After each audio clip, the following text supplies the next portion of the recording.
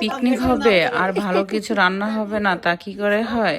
এই যে এখানে মাংস রান্না হচ্ছে আর এখানে ভর্তা তৈরি হয়েছে, তো খুবই খেতে লোভনীয় লাগবে। আর পিঠা তো অবশ্যই আছে, চিতই পিঠা এবং খোলাজা পিঠা।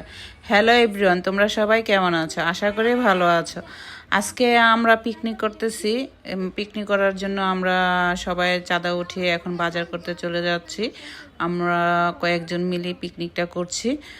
তো পথে যেতে যেতে এখানে একটা মিনি চিড়িয়াখানার চোখে পড়লো। এই যে দেখো কতগুলো হরিণ আছে। হরিণের চোখের মায়ায় যে পড়েছে সে আর তার প্রেমে না পড়ে কেউই থাকবে না। হরিণের চোখের চাহনি অনেক সুন্দর। তো যাক, আমরা বাজার করতে চলে আসলাম। এই যে এখানে হাঁস কিনতে আসছি, প্রচুর দাম চাচ্ছে। তারপরে আমরা যেহেতু পিকনিক করব আমাদেরকে কিনতেই হবে। এই যে 3টা হাঁস নিয়েছি আমরা।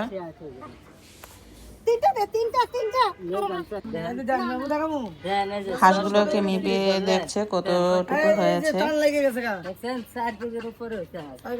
তো যাক, বাজার করে চলে আসলাম হাঁস কিনে। এখন পিকনিকের যে সামগ্রী আছে, চাল, ডাল, পেঁয়াজ, তেল, হলুদ, মরিচ, সবাই আমরা ঘর থেকে নিচ্ছি, কারণ পিকনিকটা এভাবে হবে। কারণ এভাবে সবগুলো কিনতে গেলে প্রচুর টাকা খরচ হয়ে যায়। তাই আমরা ভাবিরা সিদ্ধান্ত নিয়েছি যে যার যার গর্তে এগুলো, যেমন পেঁয়াজ, ডাল, এগুলোকে নিয়ে যাব। তো আমার বাসা থেকে নিয়ে আসলাম। এখন আরেকটা ভাবি আছে আমাদের, ওই ভাবি থেকে নিচ্ছি। আমি কিন্তু ছাড়ছি না, সবগুলা যে যেভাবে দিয়েছে সবার কাছ থেকে পাই টু পাই করে আমি সব হিসাব করে নিচ্ছি। ভাবির হয়তো অনেক কিছু নেই, কিন্তু আমি ছাড়ছি না। ভাবিকে বলছি যে না, সবই দিতে হবে, কোনো ছাড় নাই। ভাবি দেখাচ্ছে এই যে রসুন ওর কাছে বেশি নাই, ছোট ছোট রসুন আছে। আমি বলছি তা দিতেই হবে, ছাড় নেই কাউকে। বলেন ছাড় দেওয়া যায় কি? তো যাক, সবকিছু উঠে এখন আমরা ছাদে চলে আসি। পানি নিয়ে নিচ্ছি, কারণ হাঁসটা পরিষ্কার করতে হবে। এই যে এখানে চুলাতে আমরা জাল ধরে দিচ্ছি, কারণ আমরা মাটির চুলাতে রান্না করব। মাটির চুলা রান্না তো খেতে খুবই মজা লাগে। এটা কিন্তু মাটির চুলা না, সরি, সিমেন্টের চুলা। তোমরা কিন্তু যদি কেউ পিকনিক করতে চাও তাহলে এমন একটা সুন্দর চুলা কিনে নিবে। তো এখানে যে রান্না করার জন্য আলু, পেঁয়াজ সব কিছু কেটে নিচ্ছে ভাবিরা। আর এখানে পানি গরম করা হচ্ছে হাঁসের জন্য। পিকনিক করলে কি মন মানসিকতা চেঞ্জ হয়, কারণ আমরা যেহেতু সবাই ঢাকার বাইরে থাকি বা ঢাকাতে থাকি, গ্রামে থাকি না। তাই এমন ছোটোখাটো একটা সবাই মিলে যদি পিকনিক করা যায়, আসলে মন মানসিকতা অনেকটা পরিবর্তন হয়, ভালো লাগে। তো যাক, হাঁসটাকে আমরা এখন ছিলে নিচ্ছি। সবাই বলতেছে হাঁস পরিষ্কার করা নাকি অনেক কষ্ট, কিন্তু আমি বলে দিচ্ছি যে তোমরা এইভাবে পরিষ্কার করলে হাঁস খেতে খুবই ভালো লাগে। তবে হাঁসের লাস্ট অংশটা একটু পরিষ্কার করতে কষ্টই হয়।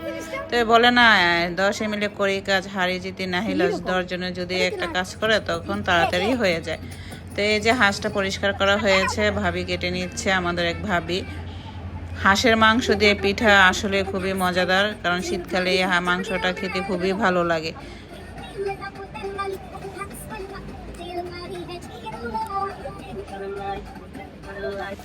হাঁসটা কাটা হয়েছে, এখন ধুয়ে নিচ্ছি ভালো করে, পরিষ্কার করে। আমি কিন্তু অনেক দুষ্টামি করি, তোমরা অবশ্য শুনতে পাচ্ছ। আমি মানে কাজের সময় অনেক দুষ্টামি করে কথা বলছি। তো যাক, সব ভাবিরা খুশি হচ্ছে, যেহেতু আমি তাদের সাথে অনেকটাই দুষ্টামি করতেছি। হাঁসের মাংস ধুতে গেলে অনেকটা সময় নিয়ে ধুতে হয়, কারণ ওদের গায়ে অনেক ছোট ছোট লোম থাকে এবং বিজল একটু ময়লা থাকে। এটা সুন্দর করে ভালো করে ধুয়ে নিতে হয়। মাংসটা ভালো মতো পরিষ্কার হয়ে গিয়েছে। এখন এই যে ভর্তার জন্য তো বসিয়ে দিয়েছে চাপা শুটকি, পেঁয়াজ এবং কাঁচামরিচ।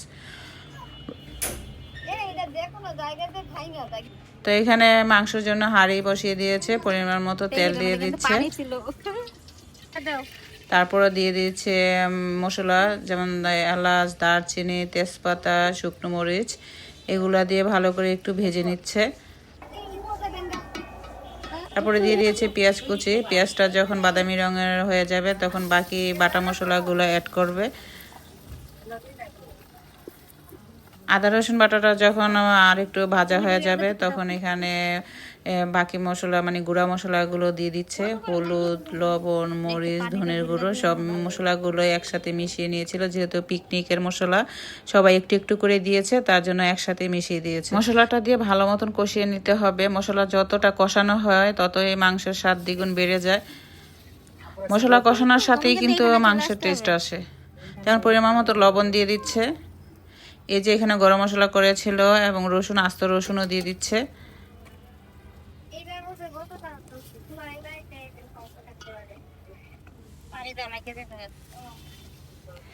মশলাটা যেন পুড়ে না যায় তার জন্য সামান্য একটু পানি দিয়ে দিয়েছে।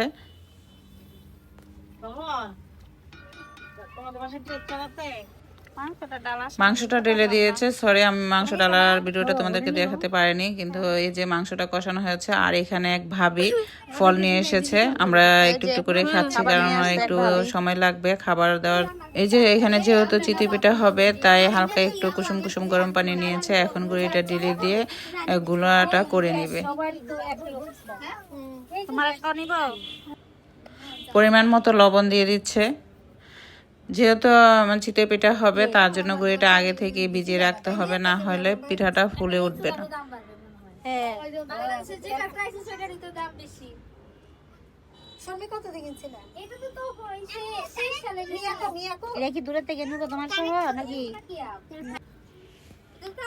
এই যে প্রায় গুঁড়িটা গুলানো হয়ে গিয়েছে। আমি কিন্তু প্রচুর পরিমাণ দুষ্টামি করতেছি, সবাই হাসাহাসি করতেছে।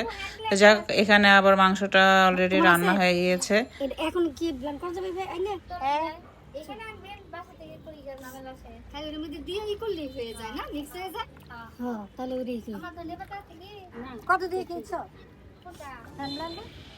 এই যে হাঁসের মাংসটা ফাইনালি হয়ে গিয়েছে। এখন পিঠা তৈরি করার পালা। এখন তৈরি হবে খোলাজা পিঠা, নোয়াখালী বিখ্যাত।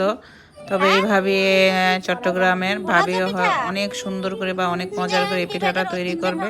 খেতে কিন্তু খুবই মজা লাগে। এই যে ভাবি কত সুন্দর করে হাত ঘুরিয়ে করে খোলাজা পিঠাটা তৈরি করে নিচ্ছে। আমি তো লোভই সামলাতে পারছি না, ভাবিকে বলেছে যে আমাদেরকে একটা পিঠা খেতে দেন, আমরা অলরেডি খাওয়া শুরু করি। তো যাক, এখানে মাংসটা বারবার নেড়ে দিচ্ছে যেন মাংসটা পুরাটাই সিদ্ধ হয়ে যায় গরমের মধ্যে। এই যে পিঠা, খোলাজা পিঠা কিন্তু হয়ে গিয়েছে একটা।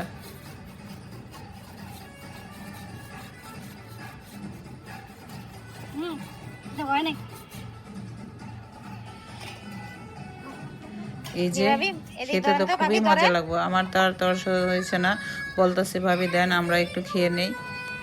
এই যে এখন খোলা পিঠা বানানো হবে, মানে চিতই পিঠা বানানো হবে। আমি তো তাকে একদম পচিয়ে দিচ্ছি কারণ খালা খালা বলে, কারণ বাইরে তো খালার এই চিতই পিঠা তোমরা, আমি ওদেরকে একদম পচিয়ে দিচ্ছি খালা খালা বলে। যেহেতু চিতই পিঠা বানাচ্ছে খালা তো বলতেই পারি, বলো তোমরা। যাক, পিকনিকের মধ্যে তো অনেক কথাই হবে, অনেক দুষ্টামি হবে, অনেক আনন্দ হবে। এটাই পিকনিক, এখানে সব মজার কাজ করে। এই যে দেখো পিঠাটা কতটা ফুলেছে, খুব লোভনীয় লাগছে না? উফ, খেতে যে কি ভালো লাগবে। টাস টাসে করে খোলা পিঠা ফুলছে আর খেতেও ভালো লাগবে। তো যাক, অনেক রাত হয়ে গিয়েছে, আমাদের ভাইয়ারা চলে আসছে, তাদেরকে খেতে দিতে হবে কারণ পুরুষরা আগে খায় তারপর মহিলারা খায়। এটা অবশ্য এখন আর কোনো রীতি না, কিন্তু আমরা যেহেতু পিকনিক করেছি আমাদের ভাইদেরকে আগে খেতে দিচ্ছি, কারণ তাদেরকে খাওয়াইয়া আমরা বাচ্চা কাচ্চা যারা ভাবিরা আছে সবাই একসাথে খাবো। এই যে এক ভাই খাচ্ছে আর দুষ্টুমি করতেছে, আমিও তাদের সাথে সাথে দুষ্টুমি করতেছি।